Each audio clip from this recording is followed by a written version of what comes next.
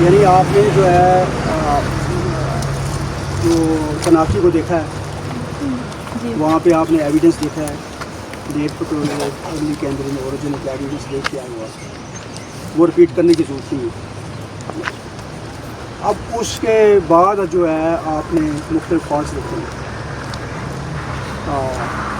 फिर मेटामॉर्फिज्म देखा होगा आपने, कोलोराइड से तो ये जो एरिया है इस तरफ मेटामॉर्फिज्म इंक्रीज करता है। इस एरिया में जो मेटामॉर्फिज्म है कायनात है पिछले में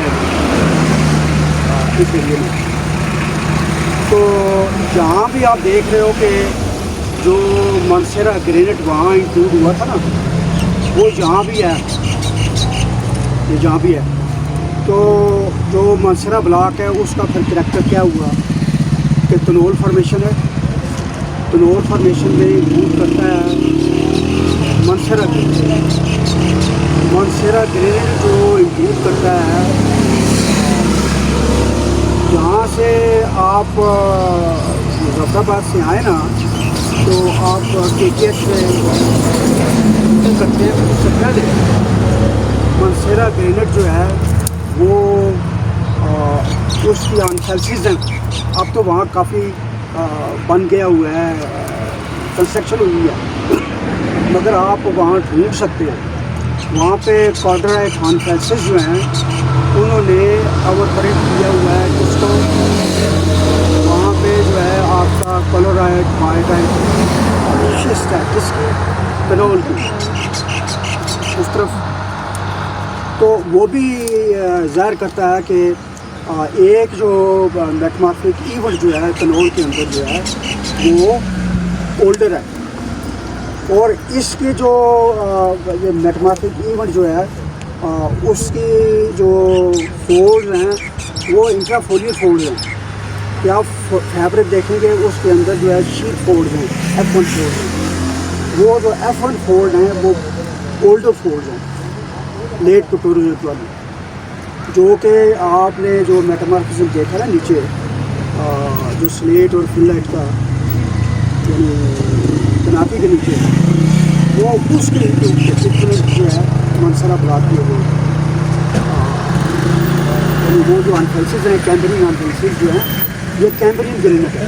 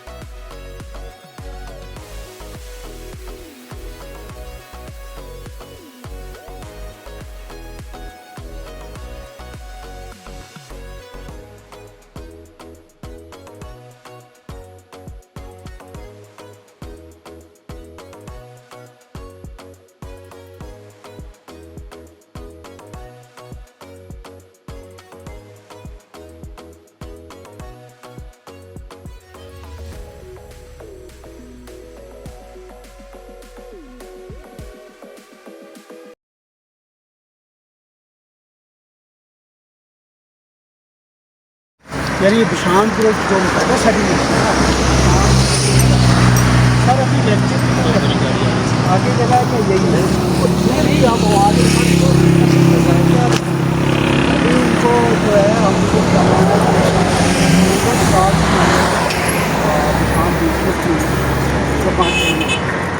जब भी आप क्रॉस करोगे ना खाबर ब्रिज तो सामने एक ग्रेनेट आता है, ठीक है, आता है। उस ग्रेनेट के साथ ही मेटल सेडिमेंट शुरू हो जाते हैं, सीमेंटेड कॉर्ड्स ऑफ वो शुरू हो जाते हैं। तो उसमें जो है डोमिनेटली कॉर्ड्स ऑफ स्पेथिक जो है नाइसिस हैं और चिस्ट हैं,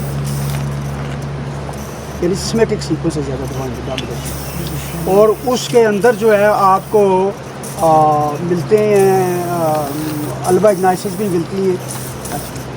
फिर उसके अंदर जो है माइनर ग्रेफिटिक शिस्ट और रेयर मार्बल ना होने के बराबर।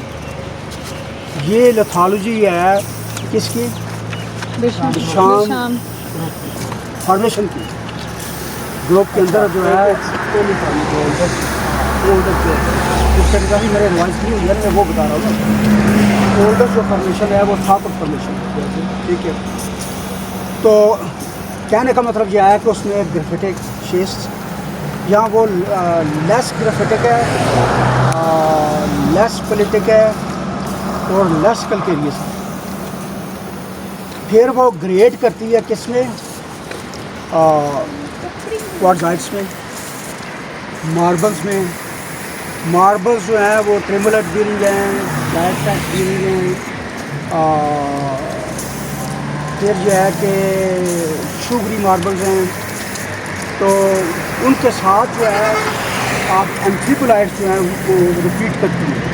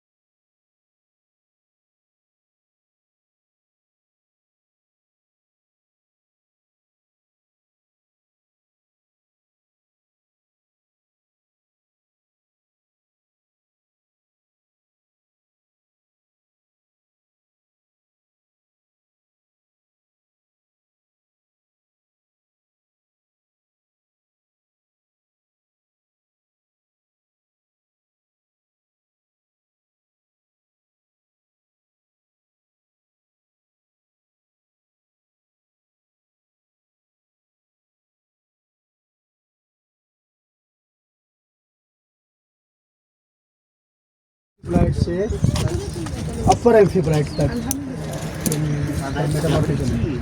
इस सीक्वेंस का, ठीक है ना।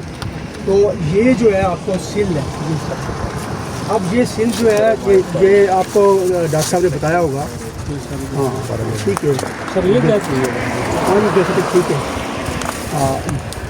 एक तो आपने सिमेट्रिक सीक्वेंस देखा, फिर उसमें एम्फीब्लाइट्स देखी, फिर इसमें आपने क्वार्ट्जाइट देखना शुरू कर दिए। ये भी कोई एम्फीबोलाइट है, देखो ये एम्फीबोलाइट है। एम्फीबोलाइट देखिए अब ये एम्फीबोलाइट भी दो किस्म की है। एक जो है पैरा कह सकते हैं उसको, एक को आर्थो कह सकते हैं, ठीक है ना। आर्थो फील्ड में अगर आइडेंटिफाई करनी है तो वो जो है क्रॉस कटिंग जो भी एम्फीबोलाइट आपको मिलेगी या बेसिक लाइट्स मिलेगी तो उसको हम मतलब ये है कि आर्थो कहेंगे। तो जो पैरेलल हो जाती है ना, पोल्यूशन की पैरेलल हो जाती है, बेडिंग की पैरेलल हो जाती है, तो उसका मुश्किल हो जाता है। यानी वो या तो मतलब है कि हम उसे यही कहते हैं कि ये शायद ये पैरा हो, बात समझे ना। मगर जब आप उसके जियोकेमिस्ट्री करते हो उससे फिर चीज़ें क्लियर हो जाती हैं, फर्दर क्लियर हो जाती हैं कि ये जो है पैरा है या आर्थो है। तो पैरा और आर्थो का जो फील्ड में अलहदा करना ज़रा मुश्किल होता है। अगर क्रॉस कटिंग रिलेशनशिप आप डॉक्यूमेंट करते हैं तो क्रॉस कटिंग रिलेशनशिप में हम क्या देते हैं कि ये अर्थ है, तो ये जो कंकॉर्डेंट रिलेशनशिप है तो उसको कहते हैं ये शायद ये कह रहा है या तो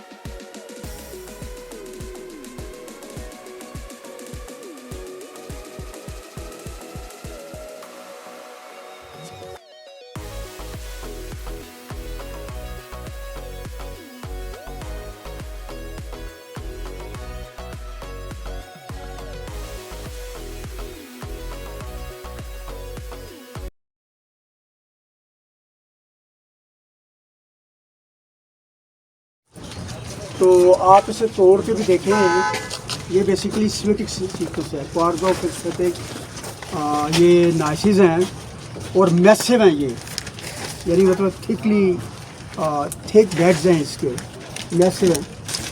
तो आप देखोगे कि इसमें जो मिनरलाइजेशन है वो आपको डेवलप नहीं नज़र आती, यानी इसमें जो है आपको गार्नेट नज़र नहीं आएगा, इसमें कोई और चीज़ नज़र नहीं आएगी। क्यों कि ये डोमिनेंटली सीक्वेंस क्या है, सिमेटिक है। तो आपको पता होना चाहिए कि ग्रेड वहाँ डेवलप होता है कि जहाँ पे जो है फोनेटिक सीक्वेंस हो। लूमिनोसिलिकेट्स जो है, जैसे प्लेज हैं, शेल्स हैं, वो अगर आज सिल्ट है वो अल्टरनेट कर रही है तो वहाँ पे जो है मेटमॉर्फिक ग्रेड जो है वो अच्छा डेवलप हो जाएगा। जैसे पीछे भी आपने क्वार्ट्जाइट देखे हैं, हाँ जी, तो वो जो क्वार्ट्जाइट हैं वो बेसिकली मेटामॉर्फोज क्वार्ट्ज एरिनाइट्स हैं। तो अब ये है कि जितना भी उसमें उसका मेटामॉर्फिज्म होगा तो उसके जो ग्रेन्स हैं वो कोर्सर होते जाएंगे, मगर यह है कि इंडेक्स मिनरल जो है वो डेवलप नहीं होगा क्योंकि वो उसमें सिलिका ही है सर, पा सके ना। तो इसी तरह ये जो मैसिव क्वार्ट्ज ऑफ स्फटिक यूनिट्स हैं, इसमें ग्रेड देखना मुश्किल काम है। तो भाई इसमें बायोटाइट नज़र आ जाएगा, मस्कोइड नज़र आ जाएगा, रेयर गार्नेट कहीं पर नज़र आ जाएंगे। तो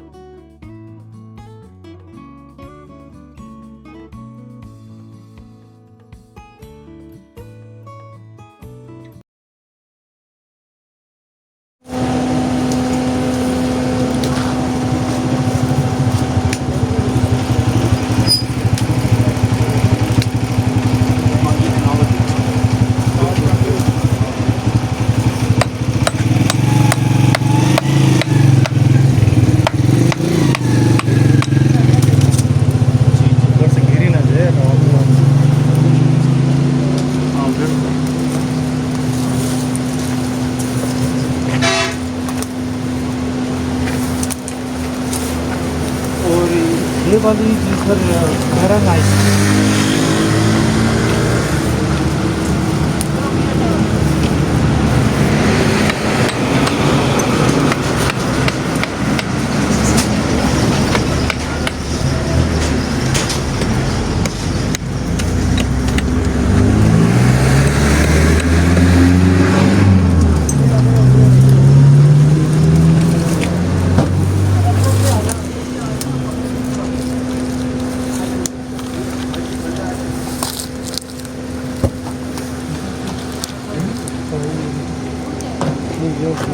हाँ जी ये वाली प्यारा नाइस है यानी वो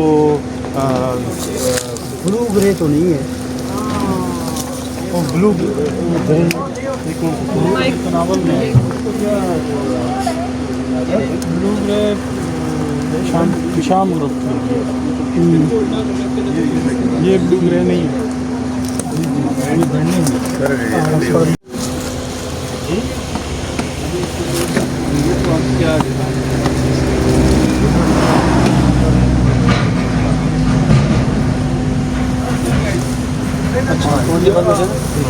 इसमें ये गार्नेट भी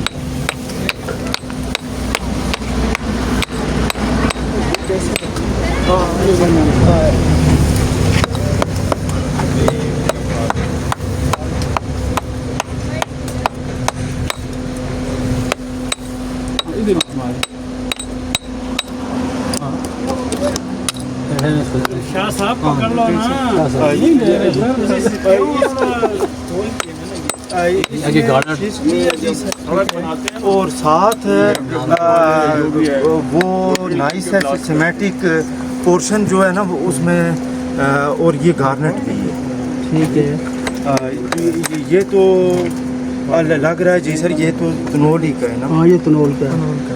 और थोड़ा सा आगे हम अगर जाते हैं जी सर तो उसमें देखो एक चीज़ तो हमें पता चल गई ना कि जो पहाड़ जोड़ होते हैं वहाँ पे जो शीरिंग होती है तो रात ना ये नाइस है ये तनोल साथ में लीक हो जाती है। ये फिर आपने देखा है कि है भी पैरा नाइस इतने इतने बड़े बोल्डर जो है वो कोई नाला नहीं ला सकता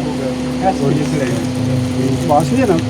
तो ये जो आपका फॉल्ट है इसमें जो है रिवर क्वार्टनरी जो है या आप ये कह सकते हैं कि जो रिवर बेड जो ब्रेडेड स्ट्रीम जो है वो इससे गुजरी है कि जिसने उस शियर जो है जोन को रोक किया है और उसमें रिवर क्वार्टनरी जो है उसको डिपॉजिट कर दिया। इंटरेस्ट आपका इधर आ जाओ भाई इधर आ जाओ सबकी बात सुन लो भाई आ जाओ आ जाओ आ जाओ आ जाओ ये मेरे दोस्त एक्सीलेंट ड्रैग फोल्डिंग जी टाइप फोल्डिंग और ये माइलोनाइट जोन है। ये कहीं नहीं जरा हमारा सब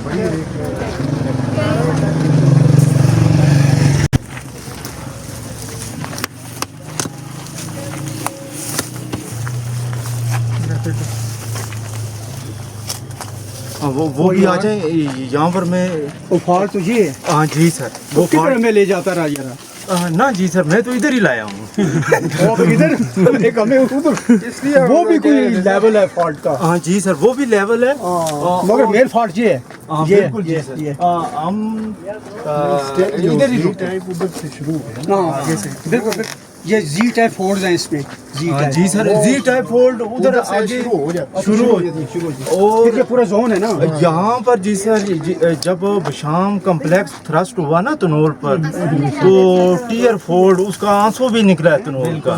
अच्छा अच्छा वो है वो इधर है ना जी सर शाबाश शाबाश मतलब स्ट्रांग इसको कहते हैं स्ट्रांग ट्रांसपोजिशन यानी वो स्ट्रांग डिफॉर्मेशन हुई है ना तो उसने जो है अर्ली फैब्रिक को डिफॉर्म करके टीयर फोल्ड में डेवलप कर दिया।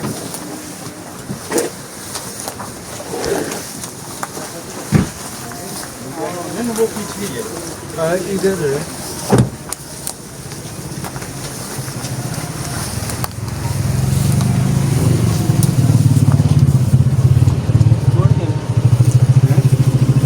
हाँ ये वाला ये एक्सीडेंट ये बिल्कुल आंसू की शक्ल का फोल्ड है ये सर को आना है सर को आना ये देखें जी सर ये एक्सीलेंट टीयर फोल्ड हाँ बिल्कुल। तो ये 10 से 12 किलोमीटर ये सेक्शन है। तो ये रील से अपलिफ्ट से टेक्टोनिक अपलिफ्ट जो है उसने इसको रोक कर दिया। यानी इसको यानी तकरीबन 10 से 12 किलोमीटर की ये हालत है रॉक की कि जो डिफार्म हुई और फॉल्ट के साथ मूवमेंट हुई और प्रेशर टेम्परेचर और जो रॉक का बिहेवियर है टक्टाइल ग्रेटर बिहेवियर जो है तो ये वो पार्ट होता है जिसमें रॉक की मैक्सिमम स्ट्रेंथ होती है जिसको यील्ड टेस्ट कहते हैं ना कि उसकी आखिरी कुव्वत मदाफत किसी भी रात की तो ये उसके एविडेंस जो है आपको एक्सीलेंट और ये जो हुक्मनामा कि ये खुशी का है या गम का बहुत बड़ा है तो आपके लिए खुशी का ही लग रहा है। अच्छा जी वैसे प्यारे दोस्तों ये ना जब आप हज़ारा कश्मीर सिंटेक्सिस में जाते हैं ना तो वहाँ पे भी आपको बिल्कुल वर्टिकल लिम्स के साथ जो है फॉल्ट मिलते हैं तो वो सिंटेक्सिस में ये वाकई ऐसे डेवलप होने की चाहिए ये और ग्रेफिटिक शिस्ट की ये पहचान होती है कि अगर हम उसको पेज पर रब करें तो पेज काला हो जाता है। अब ये देखिए मेरे हाथ के साथ लगा है तो हाथ मेरा काला हो गया। और अगर किसी के आपने मुंह की बात तो नहीं मैं करता अगर किसी के मुंह के साथ ये लग जाए तो उससे मुंह काला हो। अच्छा ये जो जिंदगी में लोग मेहनत से भागते हैं वो ये ग्रेफाइट है और हमेशा याद रखें ना खुद काले हों और ना किसी को काले हों। ग्रेफाइट ना बने बल्कि डायमंड बने तो इससे दूर रहें। जो डायमंड है और ग्रेफाइट है दोनों की कंपोजिशन सेम है दोनों कार्बन है। जो डायमंड है उसमें carbon to carbon covalent bonds हैं ग्रेफाइट में भी carbon to carbon covalent bonds हैं मगर ग्रेफाइट में ये लेयर्स होती हैं इन लेयर्स के दरमियान वीकर फोर्सेस हैं जिनको वंडरवाल्स फोर्सेस कहते हैं। अब इसका अगर फर्दर मेटामॉर्फिज्म होगा फर्दर और वो किस सूरत में हो सकता है वो सबडक्शन के सूरत में हो सकता है और यानी एक स्टेज आएगा कि ये फिर मेल्ट हो जाएगी ग्रेफाइट ये फिर डीप मांटल में चला जाएगा तो वहाँ से फिर यानी मतलब ये है कि जब सबडक्शन होगी तो इसको हाई टेम्परेचर हाई प्रेशर का सामना करना पड़ेगा ये मेल्ट होगा तो यही भी डायमंड में चेंज हो जाएगा शायद तो नीचे हो यहाँ पर जो पाकिस्तान में कहीं नहीं है पाकिस्तान में हो अभी नीचे चले जाएं कुछ 4 किलोमीटर मगर ये जहाँ पर किम्बरलाइट रॉक होती है ना वहाँ पर डायमंड मिल सकता है। पाकिस्तान में डायमंड ये जो ओल्ड सूचर हैं जैसा कि MMT है और MKT है अगर ये टेक्टोनिक एक्टिविटी किसी तरह स्टॉप हो जाती है और ये जो एरिया है ये एरोड होकर स्टेबल हो जाता है तो फिर ये जो ओल्डर सूचर होंगे उनके अलॉन्ग मैग्मा अगर एरेक्ट होता है तो वो वहाँ पर किम्बरलाइट रॉक बनेगी, स्टेबल होगी। तो 250 मिलियन ईयर्स अगो, यानी आफ्टर 250 मिलियन ईयर यहाँ पर किम्बरलाइट रॉक बन सकती है और उसके अंदर डायमंड मिल सकता है। 4-5 किलोमीटर जाना भी एक और बॉडी कैराई बॉडी इस साइड वो इस एरिया में ऊपर है। तो इसमें आप देख रहे हो कि इसमें भी ये फॉर्मेशन है, ये है ना, ये भी फोलिएटेड है। तो ये काम बेसमेंट में जो दरवाज़ा सर ग्रैंड नाइस की बात किया, फिर लाहौर उसके बाद ये आता है, उसके बाद ये आता है। इसमें ये जो आपको मेटासेट ये उसका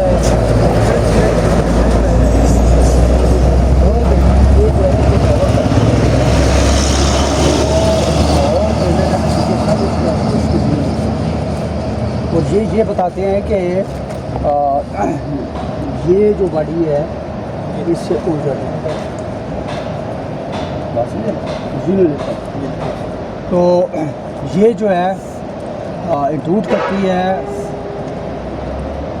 थाकोट में भी, फॉर्मेशन में भी, और जो जंग है उसमें भी, नीचे जो शांत ग्रुप है और फिर जो ग्रेनेड है रोलर ग्रेनेड उन यूज़ करती है।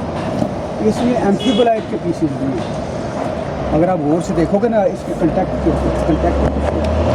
जो आपकी ओल्डर एम्फीबोलाइट्स है ना,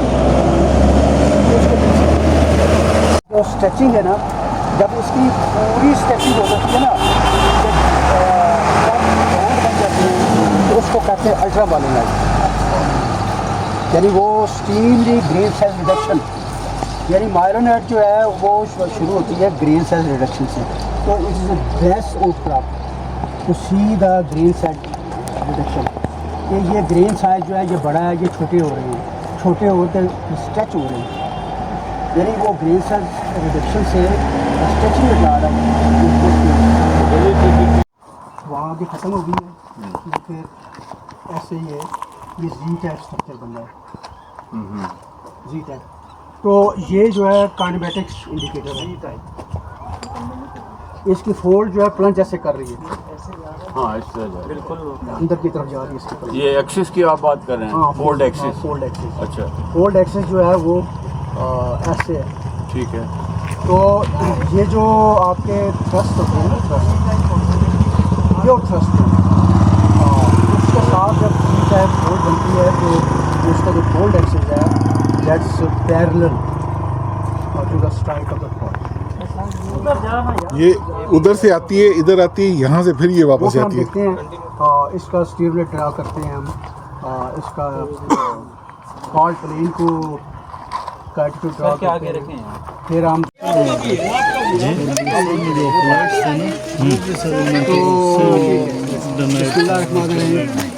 मैं तो ये बात करूँगा कि ज़िंदगी में इंसान को स्ट्रगल करनी चाहिए, कीमत आनी चाहिए, और